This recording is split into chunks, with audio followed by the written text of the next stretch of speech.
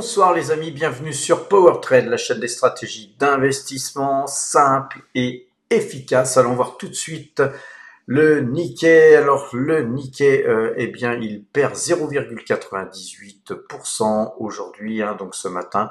La bougie était rouge. Vous avez quand même toujours sous les yeux un magnifique double bottom. Et en fait, pour moi, le Nikkei est toujours acheteur. C'est bien normal qu'une petite prise de bénéfice. Là, on a donc un comblement du gap. Là, ici, on va zoomer. Vous voyez qu'on a tout simplement comblé le gap aujourd'hui.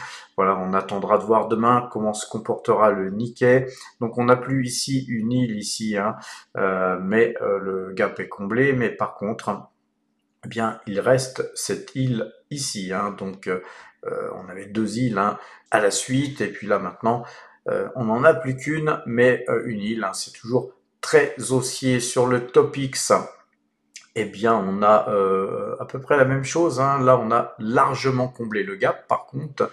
Et par contre, on a toujours aussi une île là, ici, sur le TOPIX. Le CAC 40, quant à lui, eh bien, il reste toujours, on va dire, bien orienté, quoi dire de plus, puisque la bougie est verte, mais voilà, croisement de moyenne mobile 2 jours, 12 jours. Attention, parfois les algorithmes peuvent nous jouer des tours, il y a beaucoup plus de faux signaux sur l'algorithme que nous employons pour les indices que la moyenne 2 jours, 12 jours. Vous avez plusieurs signaux algorithmiques au sein même d'un croisement de moyenne mobile 2 jours, 12 jours, qui est beaucoup plus puissante. Par contre, si vous travaillez sur les marchés futurs, travaillez avec la moyenne 2 jours, 12 jours, eh bien, vous avez des beaux mouvements. Vous pouvez gagner beaucoup, mais attention, par contre, il faut avoir les reins solides pour les faux signaux.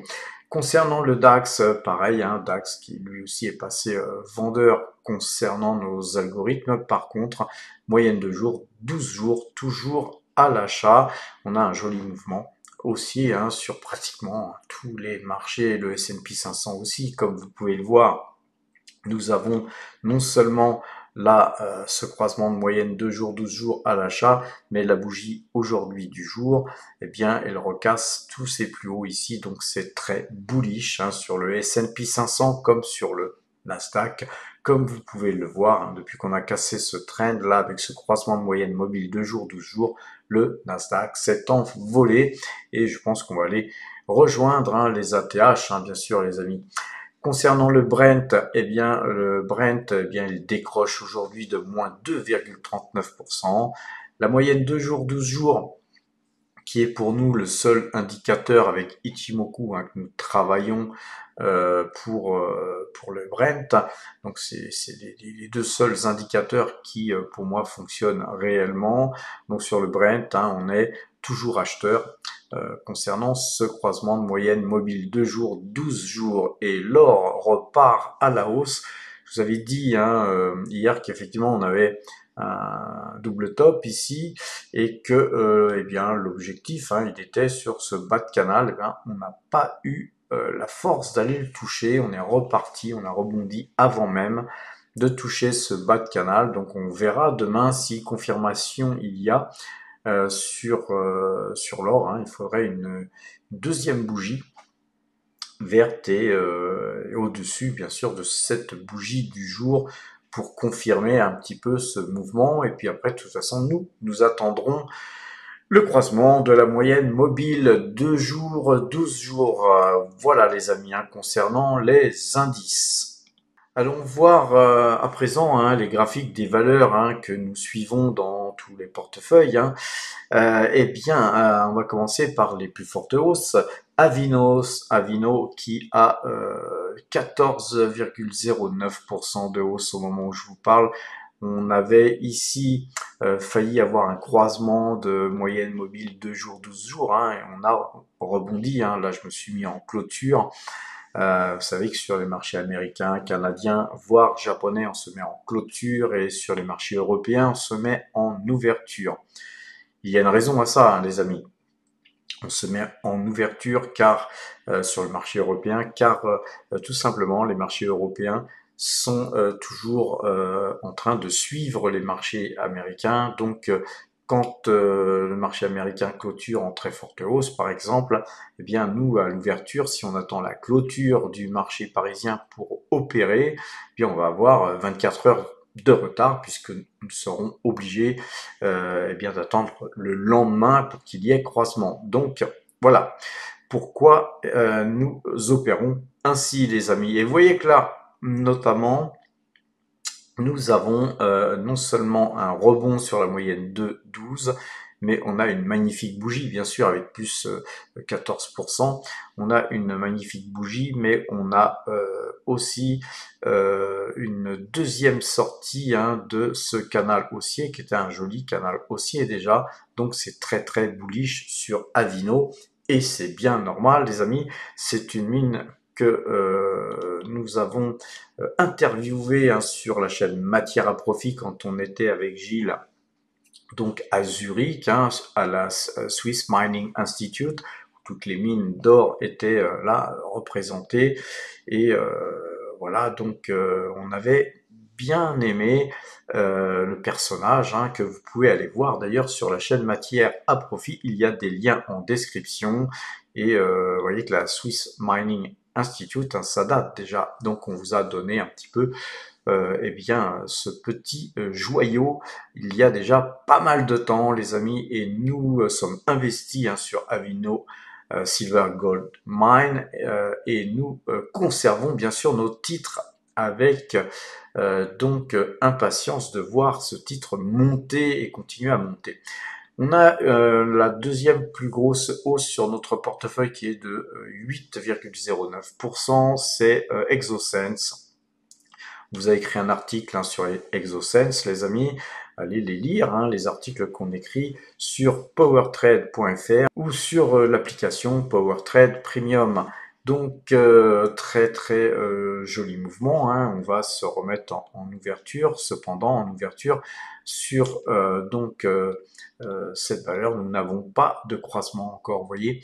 Et donc, il faudra attendre demain. Si Exosense continue à monter demain, eh bien demain, eh bien, il y aura systématiquement forcément un croissement de moyenne de 12. Concernant Collective Mining, très belle hausse de 3,98% aujourd'hui. Vous voyez que Collective Mining, on vous en parle depuis longtemps. Il y a encore cette flèche ici qui montre à quelle date nous avons écrit des articles, à quelle date on vous a parlé de cette valeur. Nous avions investi surtout par ici. Et là, vous avez une figure, une très très jolie figure en diamant. Et donc voilà, il va falloir que ça sorte par en haut ou par en bas. Et moi, les amis, j'ai plutôt l'impression, enfin, c'est peut-être un biais haussier que j'ai, mais j'ai plutôt l'impression qu'on va sortir par le haut, vu la configuration eh bien, des métaux précieux et notamment de l'or. Alors, toutes les minières, comme Fresh Nilo, on a aussi Endeavour qui, elle, monte aujourd'hui, mais on est toujours sur Endeavour plutôt baissier, avec la moyenne de jours, 12 jours. On a I Am Gold qui, elle aussi, est pas très bien orientée, mais qui se reprend aujourd'hui. Alors, vous savez, c'est pas parce qu'elle est mal orientée avec cette moyenne de 12 qui a croisé eh bien, la vente qu'on n'en demeure pas moins dans un canal très haussier sur I Am Gold. Donc c'est une valeur qui va sans cesse toucher les plus hauts et puis ensuite les plus bas et puis ensuite les plus hauts de ce canal haussier. Bien voilà, on va peut-être encore souffrir un peu avant de repartir de l'avant, mais remarquez que sur cette mine, comme sur beaucoup de mines, chaque fois qu'on tape des plus hauts, c'est toujours plus haut, plus haut, plus haut. Et donc voilà, nous on attend sur I Am Gold de retaper des plus hauts, pourquoi pas du 12, 13 dollars les amis sur cette valeur. On a aujourd'hui Pfizer, une valeur qu'on n'a pas vue depuis longtemps. On a une très petite ligne sur Pfizer en portefeuille. Voilà, pas de croissement de moyenne mobile 2 jours, 12 jours, que ce soit clôture ou ouverture. Là, quand on est très loin, comme ça, de la moyenne 2 et de la moyenne 12, qu'on mette en clôture ou en ouverture, on n'aura pas de croissement, c'est certain. On a aussi Aya Gold hein, qui remonte bien de plus 1,44%. Alors c'est une valeur qui avait gapé et puis publié des excellents résultats. Et puis ensuite, il y a eu une prise de bénéfice. On n'a pas eu la force de combler le gap. Je vous rappelle que normalement, un gap dans une configuration comme ça doit être comblé. Mais là, il n'y a pas eu cette force relative qui ait pu permettre le comblement du gap. Donc c'est très haussier en fait. Hein. Et donc, bien nous, Aya Gold, on conserve, surtout qu'il y a un double bottom, un rebond sur ce trend bleu là. Donc nous conservons bien sûr Aya Gold comme Agnico Eagle Mines, malgré ce signal de vente. Hein. On avait vendu nous à Agnico Eagle Mines sur le portefeuille Power Trade. Il nous reste Agnico Eagle Mines dans le portefeuille mine.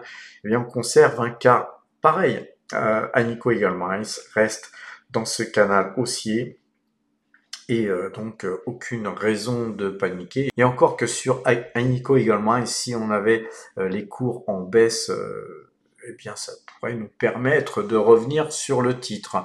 Pareil sur Aura Mineral, on a eh bien une belle journée aujourd'hui avec plus 1,55%. Par contre, Aura Mineral est toujours avec cette moyenne 2 jours, 12 jours à la vente. Donc voilà, nous on avait aussi vendu Aura Mineral sur le portefeuille Power Trade. On conserve néanmoins cette valeur sur le portefeuille mine. Alors quoi vous dire d'autre les amis hein, sur les minières, on a beaucoup de hausse hein, puisque l'or se reprend. Barrick Gold eh bien plus 1,28%. Pareil, hein, là pour l'instant Barrick Gold, nous on conserve, hein, mais on ne conseillerait pas d'acheter sur une configuration graphique de la sorte. Alors par contre, on a Mineros qui a donc une très très jolie figure là aussi en diamant. Moi je pense qu'on va casser par le haut les amis. Encore une fois, c'est peut-être un biais haussier de ma part puisque Mineros c'est ma deuxième plus grosse ligne hein, sur le portefeuille Power Trade. Mais voilà, une minière qui, je pense, en a encore sous le pied pour pouvoir partir. Et je vous rappelle que le 19 mai, eh bien, nous vous convions à donc une conférence que Mineros va donc faire à Paris, hein, rue de la Paix. Et donc, voilà, nous vous invitons à cette conférence. Hein. Il nous reste plus beaucoup de place, les amis. Si vous avez envie d'y participer, contactez-moi par mail. Vous aurez la possibilité donc de participer à ce petit déjeuner suivi de cette conférence. Car nous avons invité Mineros à Paris. Hein. C'est la première fois qu'ils viennent à Paris. Et donc, on sera heureux de les recevoir et de leur poser plein de questions. Alors, voilà, on a pas mal de titres en hausse, hein, comme L'Oréal. Mais vous voyez que sur L'Oréal, on a pareil, on a aussi une figure un peu baissière, hein, ceci dit, puisqu'on a un double top et puis qu'on a cassé la ligne de coup. On est revenu, on va dire, sur la ligne de coup. C'est un peu fragile tout ça. Et la moyenne 2 jours, 12 jours est croisée à la vente. Donc, pour l'instant, nous, on conserve notre ligne hein, existante. Sur B2Gold, eh bien, c'est toujours vendeur avec cette moyenne de jours, 12 jours.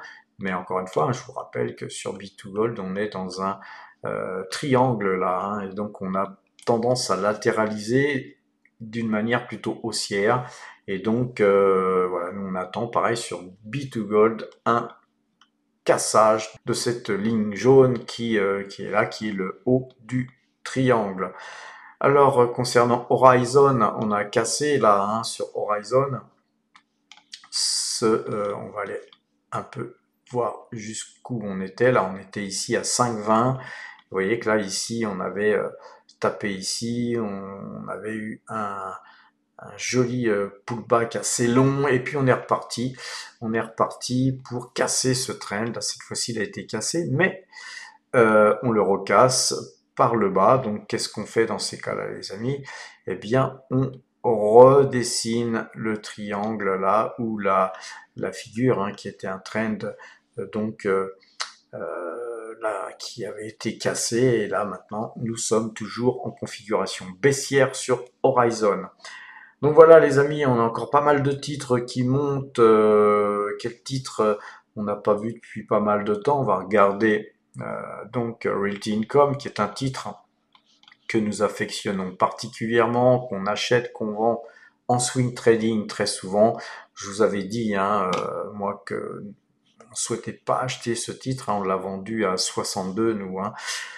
Eh bien, nous sommes à 54,95 et là, eh bien, vous voyez qu'on avait une figure plutôt haussière là à ce moment-là, et puis là, on repart à la baisse. Donc, tant qu'on recassera pas, je vais vous tracer un peu ce qu'il faut casser, les amis, c'est cette zone-là. Tant qu'on cassera pas ça, je pense que on va plutôt même être beaucoup plus précis. Il y a ce plus haut là aussi. Là, ce qu'on peut faire, c'est que si on casse ça, c'est faire une première ligne et puis une deuxième ligne ici. Maintenant, moi, les amis, sur cette valeur, je ne préfère pas investir pour l'instant, car on ne sait pas ce qui peut se passer sur les taux d'intérêt américains. Alors, il y avait aussi Nike qui se reprend. Aujourd'hui, on avait bien gapé ici, on n'a pas eu la force de toucher le haut là ici de cette bougie, donc le gap n'est toujours pas comblé, de très peu, et donc voilà, la valeur se reprend. Moi, j'attendrai de casser ce trend rouge pour revenir sur cette valeur. GTT, ça fait longtemps qu'on n'a pas parlé non plus. Eh bien, vous avez vu que sur GTT, on est toujours dans ce canal haussier.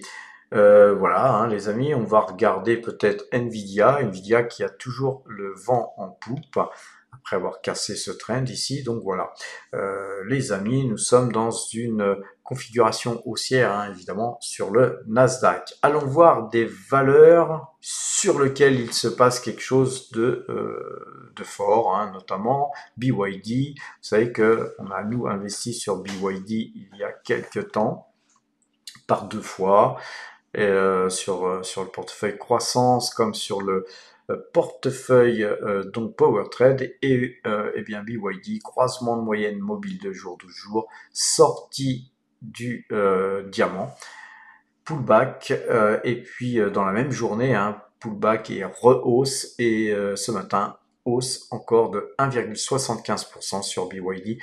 BYD, très très belle valeur à surveiller, et en tout cas nous on est déjà investi dessus, et on se pose des questions d'ailleurs de pourquoi pas consolider notre position en rachetant encore ce titre, car là aujourd'hui je pense que c'est un titre qui est bien parti pour aller à minima sur les 7,48 qui était le plus haut ici, je pense que c'était 7,48, oui exactement 7,48, et si on cassait cet ATH là, ensuite les amis, ça serait de la hausse assez violente, je pense. Sur donc sur Alphabet, on avait cassé ce trend, rappelez-vous, hier. Eh bien là aujourd'hui on fait le pullback avec une petite baisse de moins 0,60%. Alors c'est une valeur, les amis, on va en reparler tout à l'heure, car j'avais occulté moi une chose. C'est une valeur qui a investi 1 milliard quand même sur SpaceX, les amis, avec Elon Musk, et donc c'est vrai que moi, je vous en ai parlé encore hier, avant-hier et les semaines précédentes. C'est vraiment la valeur value parmi toutes les techs qu'on puisse acheter sur le Nasdaq. C'est une valeur qui a un PER très intéressant. On l'a vu dans une de mes dernières vidéos, on l'a vu hier aussi. En analyse sur l'application, puisqu'on a un site qui nous permet d'analyser nos valeurs. Et d'ailleurs, c'est un site que je vous conseille, les amis. Je vous conseille de passer premium. Et donc, on a vu que Google avait cependant une très bonne note. Et sachant que Google a investi dans SpaceX, eh bien, moi je me dis qu'elle est encore plus value que ce que je vous ai encore dit hier. Alors concernant Baba, Alibaba, les amis, eh bien, on est repassé haussier là, hein, les amis. La moyenne 2 jours, 12 jours, elle est à l'achat. On a une bougie, une jolie bougie là ici qui est rouge, hein, même avec 4,72%. Eh bien, cette bougie nous prouve qu'on reste sur ce canal, que je vais vous tracer un canal, un peu mieux redessiner ça, voilà, vous voyez qu'on est assez loin de ce trend, voilà, en tout cas, jolie configuration haussière sur ce titre, et puis on a un double bottom ascendant, hein. Si on recasse ces plus hauts ici de 18, on était à combien? À 18,91, les amis, on aura très certainement un rallye haussier sur ce titre qui est vraiment pas cher. Je vais vous remontrer un petit peu la figure long terme. Et vous voyez que Alibaba était ici à 41, aujourd'hui on est à 15,78. Très très belle valeur. Et d'ailleurs, vous voyez ici, on a une assiette. Et donc, cette figure me fait penser qu'on va sûrement aller beaucoup plus haut.